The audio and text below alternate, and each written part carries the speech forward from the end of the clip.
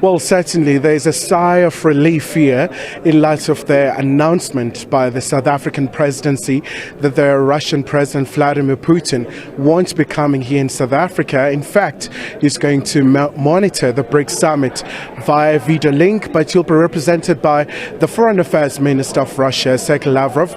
Most importantly, so many parties are represented here. So let's hear now from South Sudan, the SPLM. So, sir, thank you so much indeed for your time.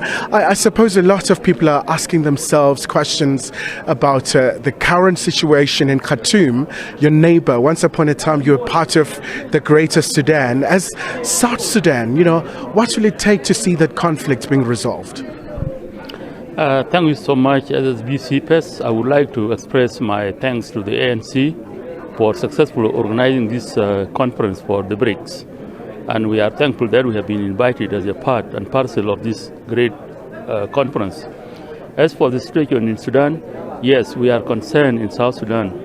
And our President Salva Kiir has been in the forefront in giving solutions to the conflict in Khartoum or in Sudan.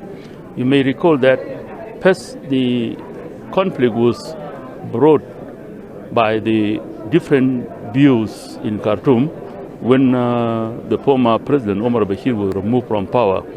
So when they were about to fight each other, it was Salva Kiir who actually brokered the agreement. And in fact, the country, Sudan, was relatively calm. And they were each time coming to Salva Kiir when there are disagreements. Of late, the situation exploded, but it has been moving from hand to hand, although Salva Kiir actually is the right person to have handle of the situation as he brokered the peace before. And not only that, we are part and parcel of that country. They are our people. And the fact that we have two Sudans but different countries doesn't mean that we don't need peace in that country. We want peace and it will be done. The situation is that it has displaced so many people who have now come to South Sudan, and South Sudan government is now overwhelmed by the number of refugees coming to South Sudan. That's the humanitarian part of it.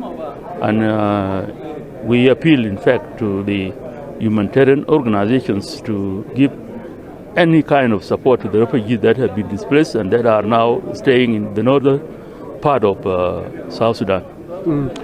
And we've seen the Egyptian President al-Sisi organizing their neighboring countries' summit to try and find a long-lasting solution. I would imagine that you really do support such initiatives so that we see peace and stability in that part of Africa.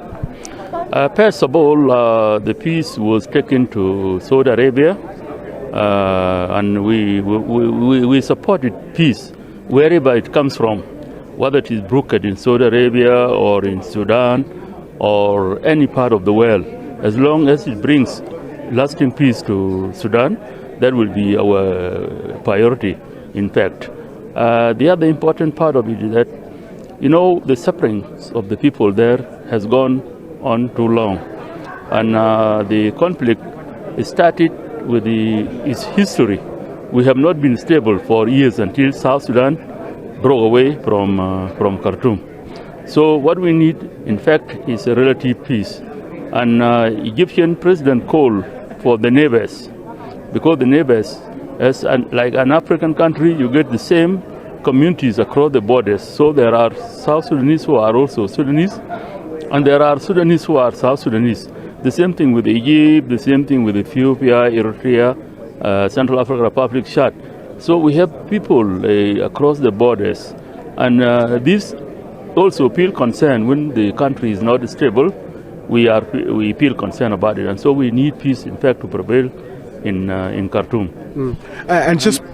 And what we want very much to prevail is that we need the internal solutions, because whenever it is done by interference, it doesn't bring everlasting peace, because some countries will come with their vested interests, whereas we need the interests of the people of Sudan to be number one, and give them also opportunity to talk to themselves and to choose actually where they can have relative peace.